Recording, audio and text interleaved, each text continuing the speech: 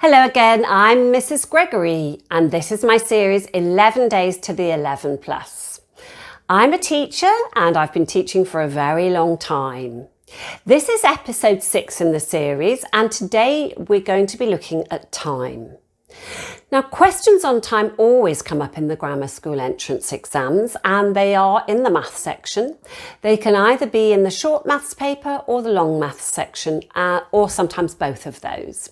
And they can come in a variety of different formats. But just before we go on to look at this topic, I'm going to give you the answers to the previous episode's questions.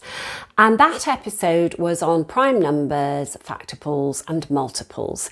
If you haven't seen that episode yet, you can stop this one and have a look at that first. The link is coming up. Also, you can do that if you want to check how we arrived at the answers to yesterday's questions. So here are the questions. Which of the following is not a factor of 165? 5, 3, 9, 11 and 55. And the answer is 9.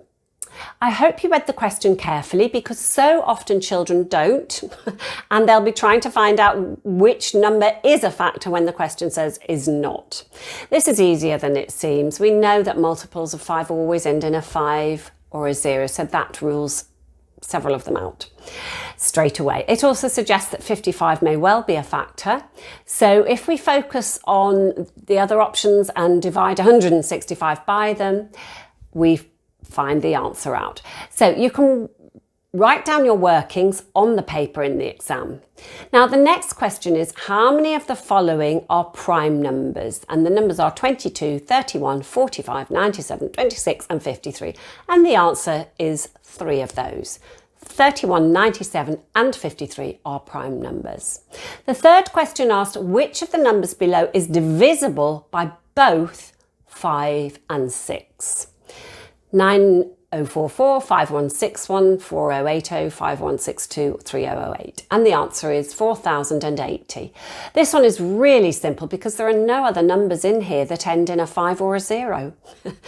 Okay, on to look at time. So some of the types of questions that you may be asked are straightforward, converting analog, which is traditional AM or PM that is on a clock on the wall, or the 24-hour digital clock, or the reverse of this. May also be questions to do with days, hours, minutes, weeks, months, or years. There may be questions to do with age. There may be questions requiring you to work out the correct time if the clock is fast or slow. Questions about how long it takes to do something or to complete a journey. And timetable questions, which require you to deduce information or use your noddle, use your brain. So today we're going to look at some of these and we'll look at the rest in the next episode. So firstly, I want you to make sure that you know your time facts. If you're not entirely sure, please learn these off by heart. So here they come. There are 60 seconds in a minute. There are 60 minutes in an hour. There are 24 hours in a day. There are 7 days in a week. There are approximately 4 weeks in a month. There are 52 weeks in a year. There are 365 days in a year, but 366 in a leap year. Now, when it comes to how many days in a month, they vary, but there is a little rhyme that I'd like you to learn if you don't already know it, which will help you to remember. And it goes like this. 30 days has September, April, June and November. All the rest have 31, except February alone, which has 28 and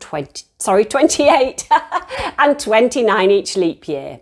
You might want to pause the video and repeat this until you know it. On the subject of leap years, they come every 4 years and there's an extra day at the end of February in a leap year. So every 4 years, there are 29 days in February instead of 28. You can be asked questions about these, so it's a good idea to know when the next leap year was and when the last one was. And you can work out anything else by either adding or subtracting 4. One way that I remember this is that the Olympics, which also happen every 4 years, take place in leap years. Also, a leap year is always an even number, so there's a little tip for you. The next leap year now is 2020 and the last one was 2016. So let's have a quick question. How many days are there in total in March and November? And these are the options: 122, 13, 46, 61 or 15. And the answer is D, 61. This really is an easy peasy question. You know it has to be more than 60, so that rules out B, C and D. So before we finish today's episode, I'd like you to make sure that you know how to tell the time on an analogue clock. So that means half past, quarter to, o'clock and everything else in between, so that you can convert this to a 24-hour or digital clock. I'm going to leave you with some questions as always, and I'll give you the answers in the next episode. Okay, so here come the questions. What time is 5:25 p.m. on a digital or 24-hour clock? Pause if you need time to write these down. What time is 0.10 on an analogue clock? And thirdly, Alex was born on the 28th of February 2015. How many weeks old was he on the 28th of April 2015? Sorry, that wasn't the last one. Here's the last one. If the 4th of June this year fell on a Tuesday, what day of the week is the 27th of June? And I hope this has been helpful. So to see previous episodes, go to our website and the link is coming up now. Click on our YouTube channel and all the links will be there. Okay, I will see you in our next episode, Time Pot 2. You take care now. Bye-bye.